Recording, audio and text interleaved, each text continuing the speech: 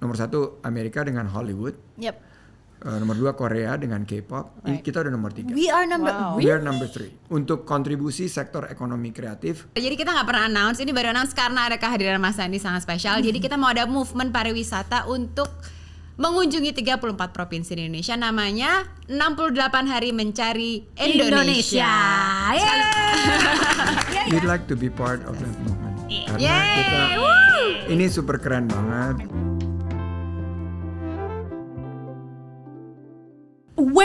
Way before. Jadi hidupnya aja udah pernah di Amerika, udah pernah di Hong Kong and Singapore and everything gitu kan. So sekarang what makes you sekarang yang bener-bener I really have to fix, especially right now adalah tentang paragraf gitu kan. Jadi kayak simple sih kalau paragraf kan ini perintah presiden, panggil tuh sudah. tapi kan maksudnya ada yang tidak di supported juga kan. You did it yourself too maksudnya. Iya, kalau masuk kabinet ini kan purely dapat tugas dari sekarang ini kan menteri-menteri kan pembantu presiden. Jadi kita dapat amanah suruh fix dan jelas instruksinya dia mesti fix 5 destinasi super prioritas dan pariwisata as a whole, ekonomi kreatif, events mulai digalakan dan lain sebagainya. Nah, tapi untuk keseluruhan I realize tahun 2000 ya sekitar habis krisis tahun 2008-2009 itu that I've been so blessed by God gitu. Jadi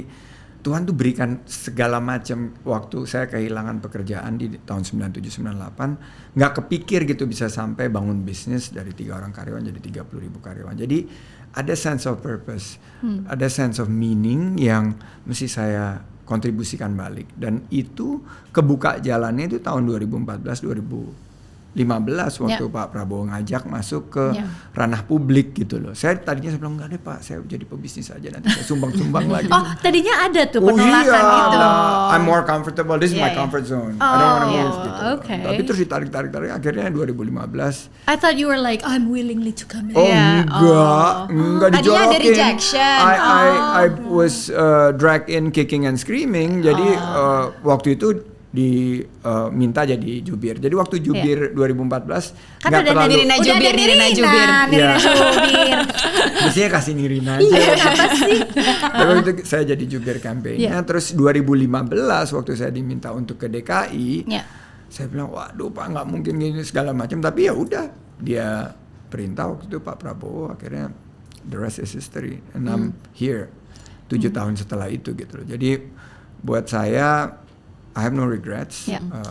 Mungkin dari pengalaman yang saya dapatkan ini saya bisa kontribusikan balik dari segi ide-ide yang inovatif buat sektor pariwisata, buat ekonomi secara keseluruhan. Saya berikan masukan dan jalankan program. How is that so far? Maksudnya dengan semua yang sudah dihadapin, udah tahu kan plus minusnya, dan maksudnya kan Indonesia ini some countries bahkan kayak ini ya money.co.uk ya baru menuliskan bahwa Indonesia adalah negara dinobatkan sebagai negara terindah, bahkan melampaui New Zealand gitu loh Pak. Maksudnya kayak itu kenapa baru sekarang gitu keluar? Tapi setuju ya Indonesia indah banget. Indah banget. It's a blessing loh. Saya juga pandemi ini jadi lihat loh. Kita ngerasa banget gitu waktu di tengah pandemi kita take a self reflection. Tapi sektornya sendiri kan pariwisata tuh 14 juta lapangan pekerjaan. Ekonomi kreatif ada 20 juta lapangan pekerjaan di 17 subsektor. Sektornya benar-benar menghadapi tekanan dan kontraksinya itu dalam banget. Jadi kalau ke Bali, ke Bali itu kelihatan. Jadi bukan hanya luka, tapi luka yang dalam gitu loh.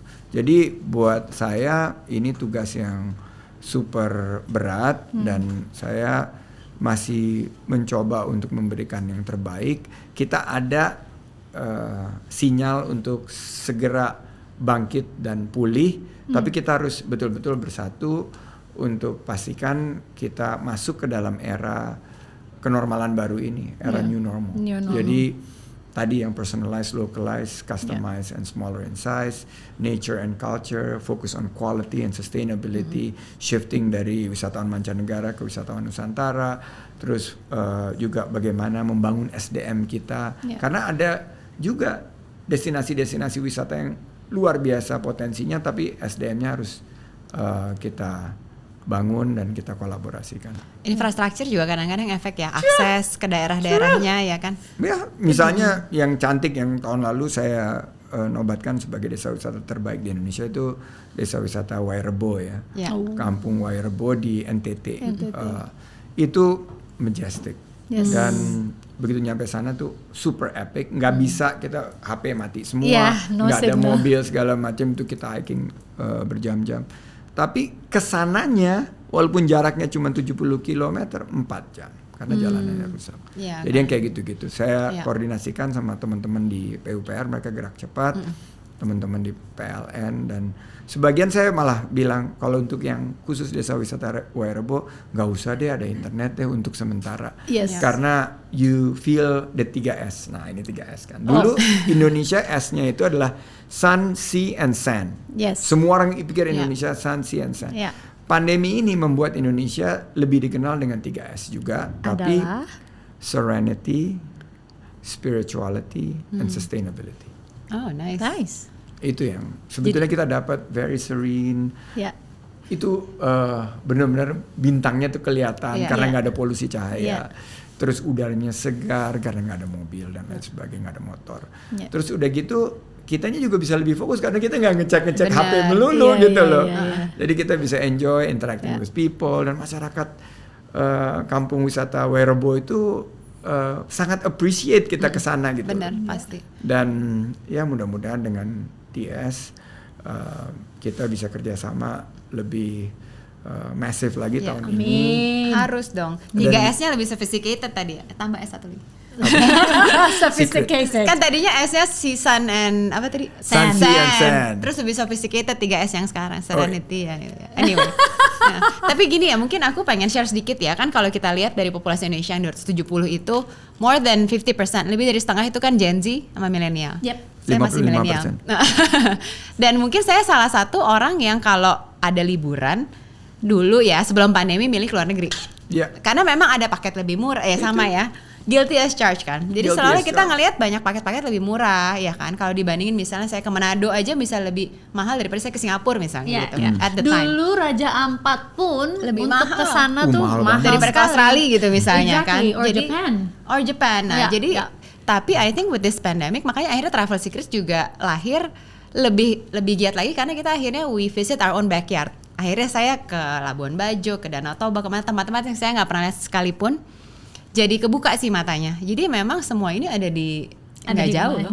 Iya, dan ada nggak jauh loh. Ada waktunya. Makanya kita we become very passionate gitu loh. Dimana kita harus share all this destination hidden gems Indonesia. But gitu. The question is how do you face it? Maksudnya dengan sekarang yang memang ya kita sih berdoanya kan semua akan lebih baik lagi ya kan, dengan pandemi ini juga cepat selesai, dan begitu selesai kan juga akan ada apa ya istilahnya bukan problematika sih, sesuatu yang kita challenge harus hadapi, challenge yang harus kita hadapi lagi, which is like aku mau keluar negeri lagi gitu loh. Udah kelihatan sih. Jadi di rapat mingguan COVID kita punya weekly COVID review dipimpin oleh Bapak Presiden. Itu kita udah melihat datanya peningkatan kunjungan ke luar negeri dari Gen Z. Wisatawan ke Turki. Angkanya udah besar.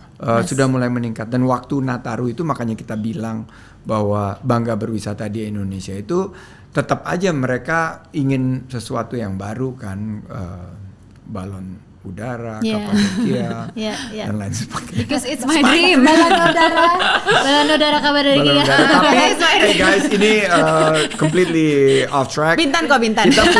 Kita punya juga di Subang. Jadi this Sunday aku sama Sulaiman, anakku yang kecil, kita mau nyoba balon udara. Di Subang. Di Subang. Jadi nah caranya saya selalu bilang bahwa kita nggak boleh dong mengutuk kegelapan. Kita harus menyalakan lilin sebagai pelita.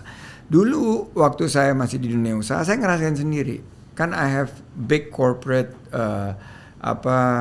clients, corporate clients, meetings, forum, dan kita mau ngadainnya misalnya di Toba gitu. Ternyata termasuk juga yang yearly trip yang bawa karyawan itu ke luar negeri. ternyata Bangkok sama Seoul yang jauh gitu bisa menawarkan paket yang jauh lebih murah gitu. Exactly. Jadi ini tantangan kita. Jadi saya lagi kumpulin barusan tadi sama Astindo, Asosiasi Travel. Terus juga Asita, sama Kadin dan semuanya saya bilang yuk kita, karena kalau kita kuantitinya kita naikin, makanya unit cost of productionnya akan turun. Correct. Dan kalau kita lebih banyak menggunakan online, efisiensinya tercapai. Sehingga akhirnya ke Labuan Bajo nggak terlalu mahal.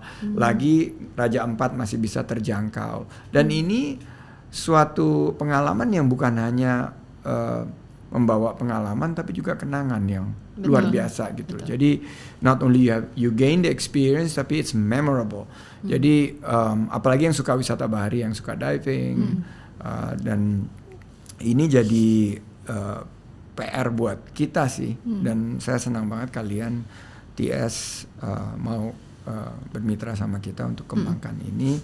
Dan challenge-nya adalah membuat destinasi-destinasi kita berkualitas, berdaya saing global, dan juga berkelanjutan.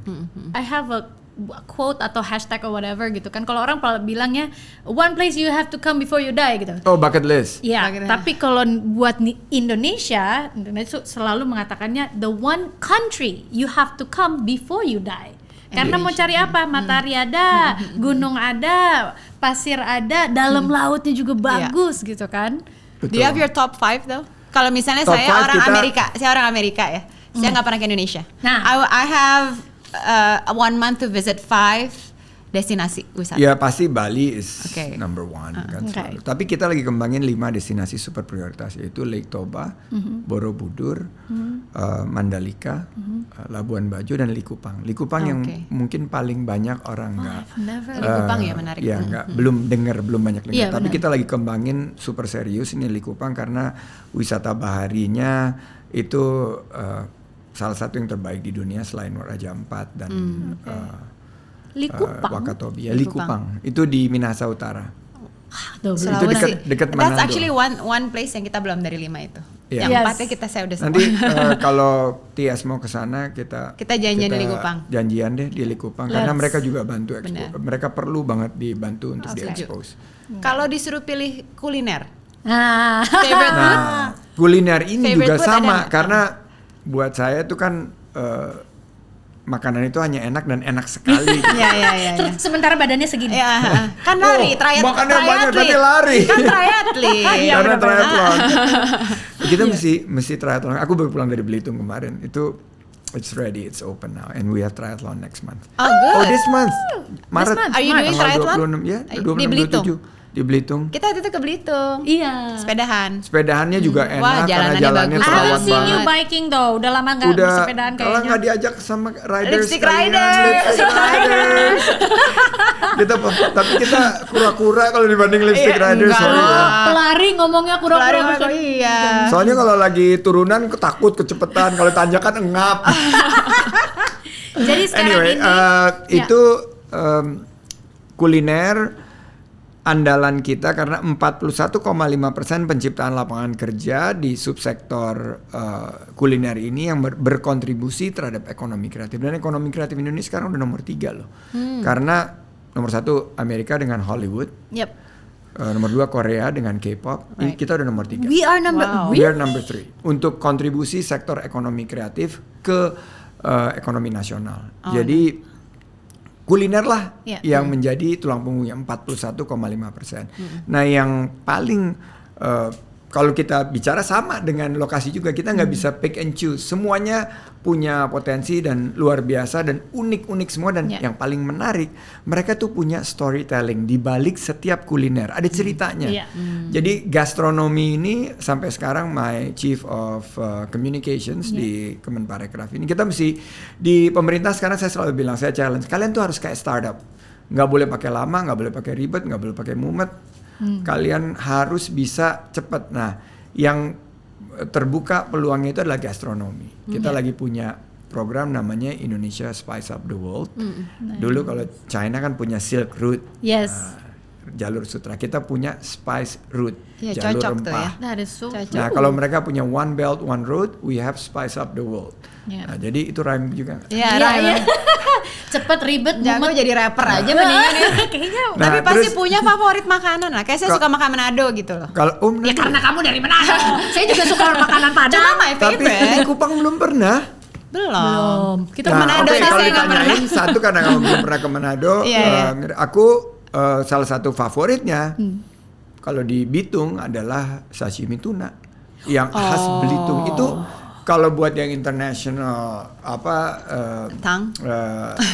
lidah internasional itu dapat dua-duanya, dapat lembut teksturnya sashimi, Iya. yang tuna sashimi, yang the Bumbunya? best of tuna. Bumbunya itu kecap tapi dikasih Sambal, cabe. Kok kita nggak makan kasih itu sih di kacang Belitung? sama cabe. Makan sih. Kita ke Belitung nggak makan itu? Iya, iya. Dicocol gitu. Bitung. Iya di Belitung. Oh Bitung. Bitung. Oh sorry bukan Belitung. Bitung. Belitung Oke, mau Bitung beda tuh lagi, jauh. beda lagi. Saya dengarnya Belitung Ketahuan, tadi. kita harus nambah Oh, lagi. cepet lagi. Iya, iya, iya. Bitung. Jadi Oke, tuna boleh. dicocol pakai kecap dan cabe. Cabe dan makannya pakai singkong. Oh, wow. Lucu ya kombinasinya. Ya. Terus kayak misalnya di Desa Wisata Ngilngof itu di Tual. Namanya nggak Ah, tahu ini loh. namanya di baru-baru Maluku semua nih. Tengah. Baru-baru. Ngilngof. Ngilngof. Nah, Ngilngof itu mereka sekarang lagi kita bantu karena mereka memproklamirkan dan saya udah nyoba sendiri. Pasirnya itu, pasir di Desa Wisata Ngilngof di Maluku Tenggara ini di Tual adalah pasir terhalus di dunia.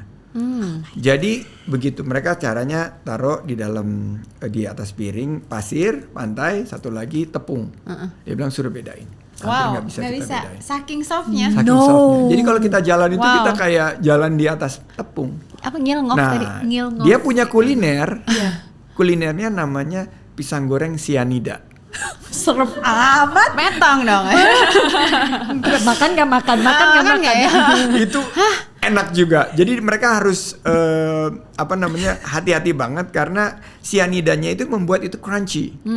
Terus saya bilang kalau salah bagaimana? Ya paling Bapak agak sedikit keracunan. Bercandaannya Bercandanya gelap ya. Dan karena yang nyediain tuh mama, ya udah ikutin aja. Mama kan dia lebih galak dari kita. Ya sudah makanlah Bapak katanya. Terus di situ juga ada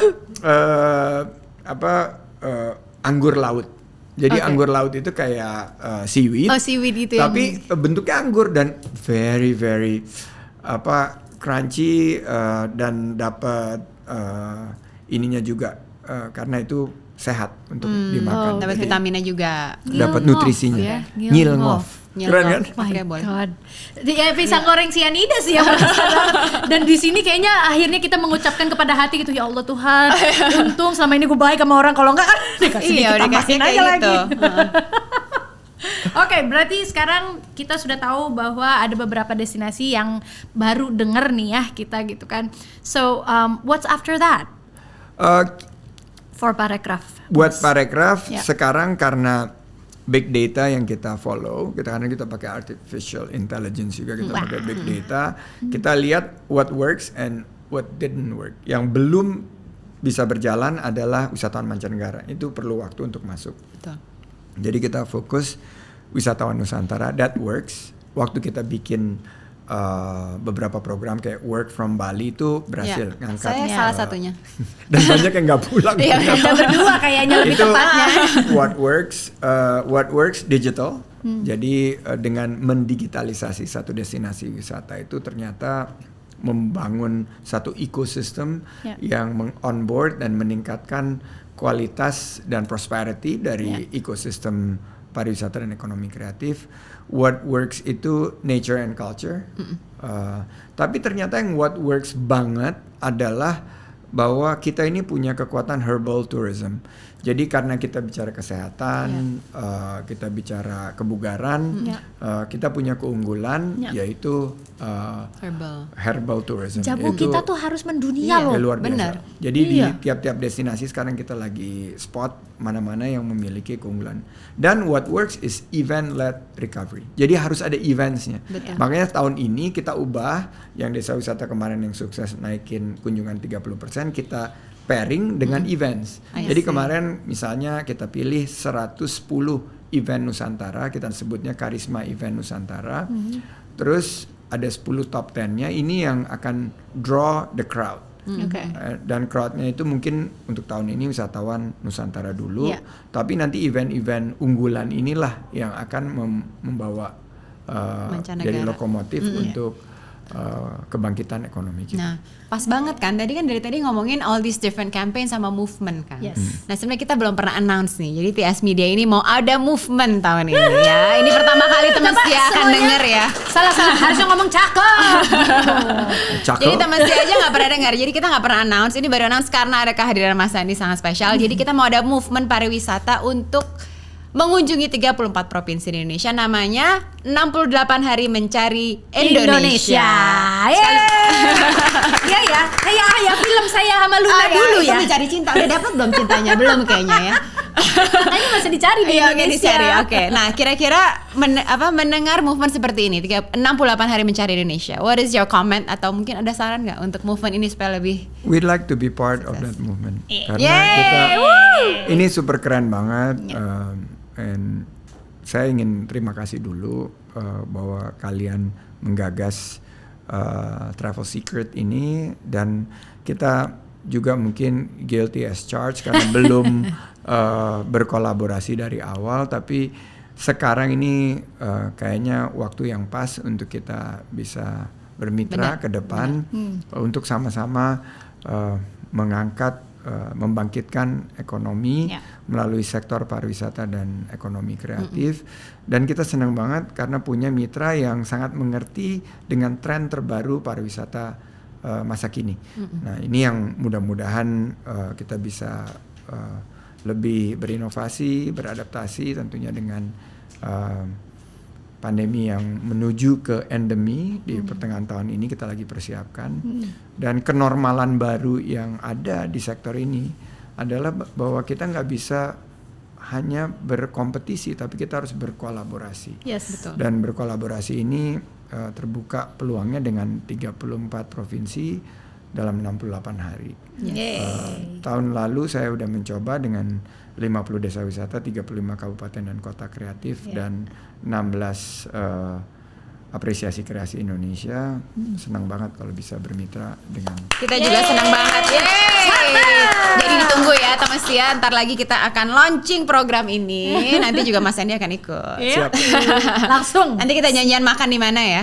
Di Hidden Gem ya, Hidden Gem. Harus ada karena harus ada. Saya selalu bilang kan, kalau misalnya dulu berwisata orang identiknya tuh sebagai grup rohali. Rohali. Rombongan hanya lihat-lihat. Ini Rohali. kayak jago singkatan ya. Nah, sekarang ini dengan kerjasama kita, mereka harus jadi Rojali. Ya, yang adalah jalan-jalan. Rombongan jadi belanja dan beli.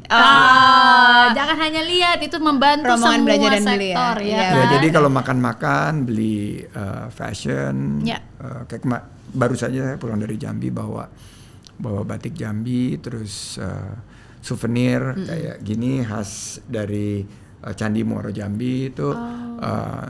Ya, menggerakkan ekonomi setempat dan membawa suatu semangat baru ya, membuka lapangan kerja. Dan UMKM ini 97% dari lapangan kerja kita kan UMKM. Jadi kita berpihak kepada UMKM kita dorong dengan program-program seperti Bangga Buatan Indonesia, Bangga Berwisata di Indonesia, beli produk kreatif lokal. Nah, program-program ini mudah-mudahan nanti dengan 34 provinsi 68 hari ini mencari Indonesia bisa kita cinta capai. Jadi bukan hanya keindahannya tapi betul. juga Nanti dijadikan dan lain sebagainya. Jadikan salah satu misi. Kita juga thank you banget dari Travel Secret, TS Media. Semoga kita lancar ya program ini, dan thank you for your time. Makasih banget. Akhirnya kita bisa tangkap Mas Sandi kesini dan udah sharing. Tapi this is not gonna be the last one. This is the beginning of a wonderful journey this year. Amin. Jadi dan kita pengen undang juga nanti pas kita udah launching sama-sama. Saya juga punya podcast, Wonderful Indonesia Podcast. Nanti bisa berkunjung juga. Boleh dong. Oh, wonderful. Saling Indonesia justru itu intinya adalah saling mengunjungi. Kalau ke negara lain bisa kan ke belakang ke rumah kita sendiri, kenapa enggak gitu kan? Ya, Enjoy benar. Indonesia. Jadi boleh kita liburan tapi kita eksplor Indonesia dulu dari begitu banyaknya 34 provinsi ini. Jadi stay tune di acara-acara Travel Secrets. 68 hari mencari Indonesia. Mencari apa di Indonesia? Nanti harus tungguin. Nanti kan hanya di TS Media. Thank you Mas Andi for coming. Thank you. Thank you teman setia udah nonton. Yes. See you next episode. Bye.